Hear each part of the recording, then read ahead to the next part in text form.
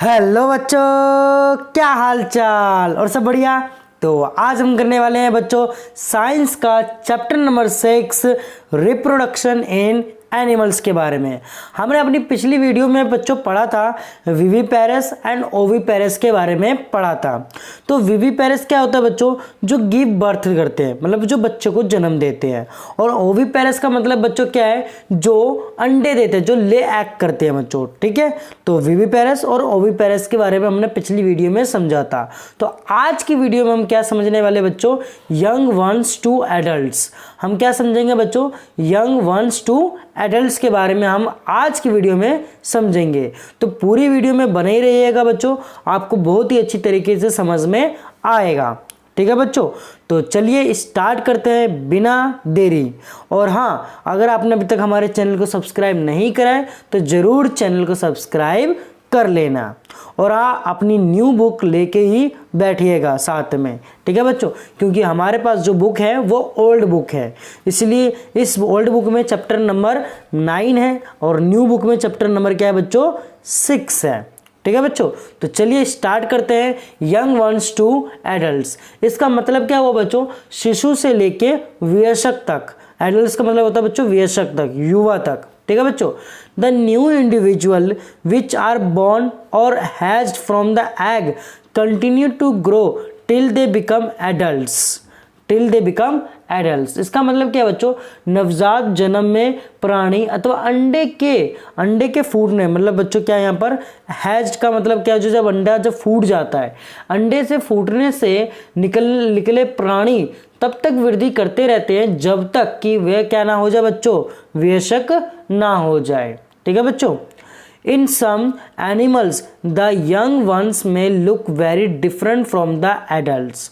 अब बच्चों यहाँ पर क्या बोला है, कुछ जंतुओं में नवजात जंतु वयस्क से बिल्कुल क्या होते हैं बच्चों, अलग दिखाई पड़ते हैं। जैसे कि आप मान के चलो कि कोई छोटा सा बच्चा है, छोटे बच्चे की जो चेहरा है, जो फेस है, और जो बड़े वही बच्चा जब बड़ा हो जाता है तो बहुत ही क्या हो जाता है बच्चों, डिफरेंट हो जाता है। तो वही चीज़ यहाँ पर बोली गई है। Recall the life cycle of the silkworm, egg, larva or caterpillar, pupa, adult. You study in class 7. Frog is another such example. अब बच्चों यहाँ पर क्या बोला है कि अब यहाँ पर ये बोला हुआ है कि बच्चों मेंढक के जीवन चक्र को देखिए। यहाँ पर क्या बोला हुआ है, यहाँ पर देखो, ये 6.10 में हमें मेंढक का चित्र दे रखा है। यहाँ पर बच्चों ये वाला, ये हमें ये दे रखा है 6.10 में। ठीक है बच्चों, क्या दे रखा है, 6.10 में हमें ये मेंढक का क्या दे रखा है बच्चों, चित्र दे रखा है। अब हमें ये बोला हुआ है कि बच्चों आप थोड़ा सा स्मरण कीजिए, मतलब याद कीजिए कि आपने कक्षा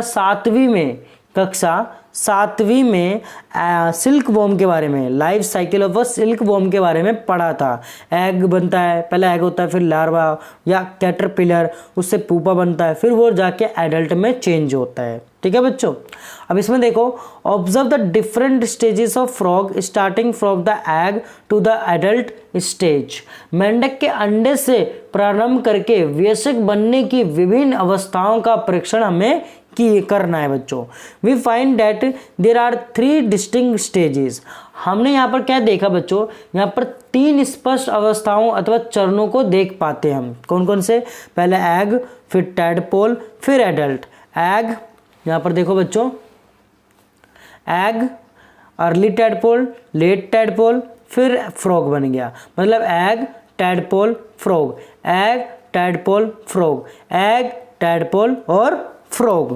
ठीक है बच्चों, क्या है बच्चों, एग, टैडपोल और फ्रॉग, मतलब एग, टैडपोल और एडल्ट में ये चेंज हो गया। Don't the tadpole look so different from the adults. अब बच्चों यहाँ पर क्या बोला हुआ है कि क्या टैडपोल वयस्क मेंढक से भिन्न दिखाई नहीं देते, बिल्कुल दिखाई देते हैं। टैडपोल देखो बच्चों कैसा दिखाई दे रहा है और मेंढक देखो कैसा दिखाई दे रहा है, तो डिफरेंट तो दिखाई हमें दे रहा है। ठीक है बच्चों, can you imagine that this tadpole would some day become frogs. अब बच्चों यहाँ पर ये बोला हुआ है क्या आप सोच सकते हैं कि किसी दिन ये टैडपोल वयस्क मेंढक बन जाएंगे? बिल्कुल हम सोच सकते हैं, या ये पॉसिबिलिटी हो सकती है कि बच्चों ये बने या ना बने।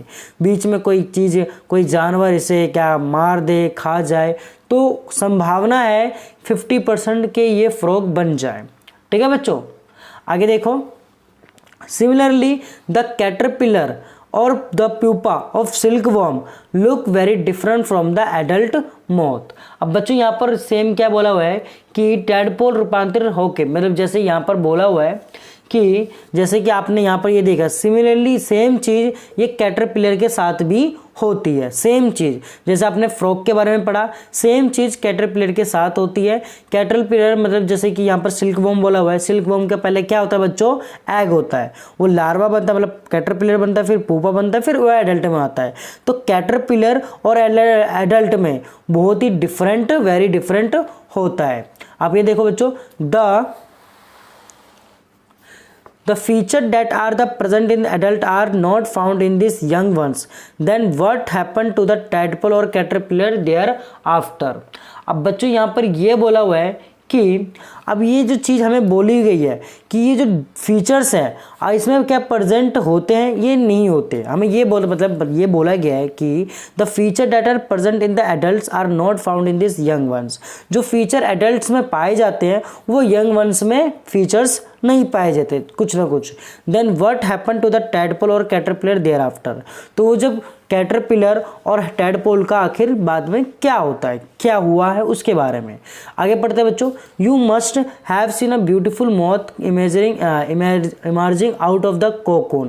In this case of tadpole, they transfer into adults capable of jumping and swimming. The transformation of the larva into an adult through drastic changes is called a metamorphosis.